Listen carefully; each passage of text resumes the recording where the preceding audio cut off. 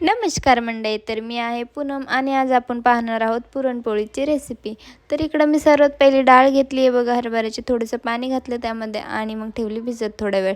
तसं नाही घातलं तरी चालते, पण मी घातली होती। त्यानंतर कुकरला लावून घेतली आणि मस्त अशा 2-3 शिट्ट्या काढून घेतल्या। त्यानंतर ती मस्त अशी शिजून झाली आहे, बघू शकता तुम्ही।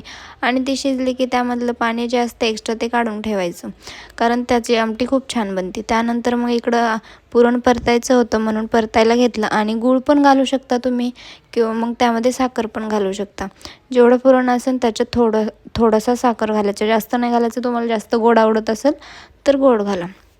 त्यानंतर इकडं पुरण वगैरे परतून घेतलं आणि परतल्यानंतर लगेच चाळणीमध्ये टाकायचं, गरम असो किंवा गार असं काही नाही एवढं। पण त्यानंतर मग पुरण चाळणीमध्ये टाकायचं आणि बारीक करून घ्यायचं मस्तपैकी। त्याच्यानंतर मग इकडं पीठ पण मळून ठेवलं होतं मी, जे की थोडा वेळ जास्त भिजवून द्यायचं। आणि यामध्ये हळद टाकली ना की खूप छान जास्त कलर येतो, एकदम येलो। पण मी टाकायला विसरलेली म्हणून मी काहीच टाकले नाही, त्यामुळे तुम्ही टाकू शकता। त्यानंतर असे छोटे छोटे पोळे लाटून घ्यायच्या आणि मस्त अशा पोळ्या बनवून घ्यायच्या बघा। मी किती छान बनवल्यात आणि माझ्या पोळ्या फुगल्या पण होत्या बरं का। तर कशी वाटली रेसिपी नक्की सांगा, आणि अजून कशाची रेसिपी असेल तेही मला सांगा। चला तर भेटूया न्यू ब्लॉगमध्ये। Bye bye friends.